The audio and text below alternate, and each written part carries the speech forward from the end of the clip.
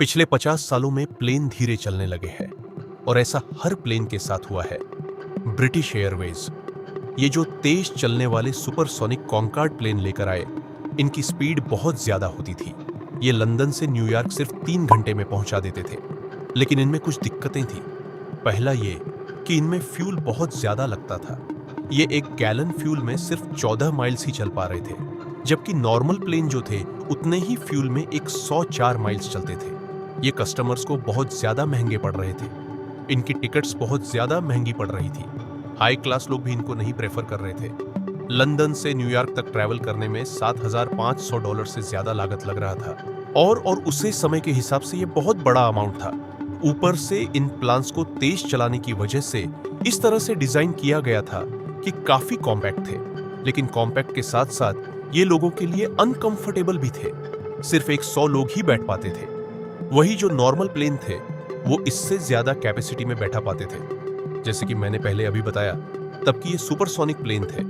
तो जब ये साउंड की गति से तेज चलते हैं तो एक साउंड जनरेट होती है जिसको सोनिक बूम कहा जाता है। आपने देखा होगा कि जब फाइटर जेट आसमान में जाता है तो काफी तेज आवाज आती है। ग्राउंड पर जो लोग होते हैं वहां तक सुनाई देता है।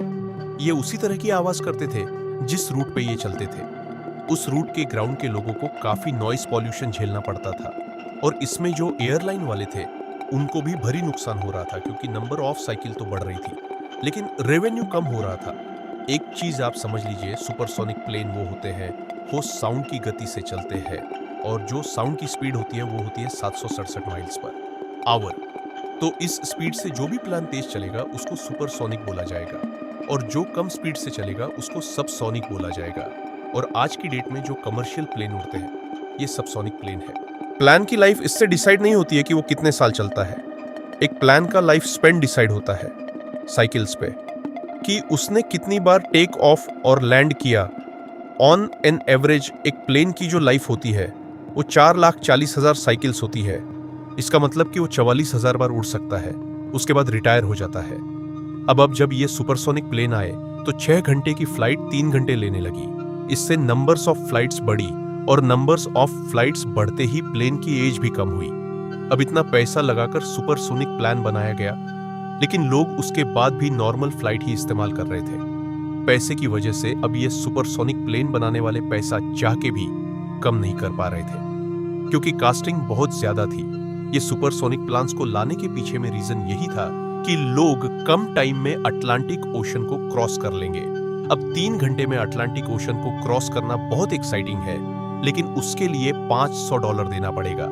वहीं नए वाले प्लान्स जो थे वो $200 से $300 में ही आपको अटलांटिक ओशन क्रॉस कर रहे थे और उसके बाद भी अच्छा प्रॉफिट बना रहे थे। आखिरी बार कॉन्कॉर्ड को 24 अक्टूबर 2003 को उड़ाया गया था और उसके बाद से कमर्शियल सुपरसोनिक फ्लाइट्स को पूरी तरीके से बंद कर दिया गया था और आज की डेट तक बंद है। 500 से 550 माइल्स पर हॉर की स्पीड पर इसको चलाया जाता है और ऐसा इसलिए किया जाता है क्योंकि इस पार्टिकुलर स्पीड पर ये सबसे किफायती तरीके से चलते हैं। मतलब सबसे कम फ्यूल लेते हैं किसी भी कमर्शियल प्लेन की। सबसे इंपॉर्टेंट चीज होती है कि वह ज्यादा प्रॉफिट कमाई, इसलिए कम फ्यूल खर्च करना सबसे इम्पोर्टेंट फैक्टर बन जाता है। लेकिन इसके साथ साथ उनकी सीट्स भी इस तरीके से डिजाइन की जाती है तूने पर बैठने वाले हर पैसेंजर से ज्यादा प्रॉफिट कमाया जा सके। आज के इस वीडियो में बस इतना ही। अगर वीडियो पसंद आए तो वीडियो को लाइक और चैनल को सब्सक्राइब करना ना भूलें। धन्यवाद।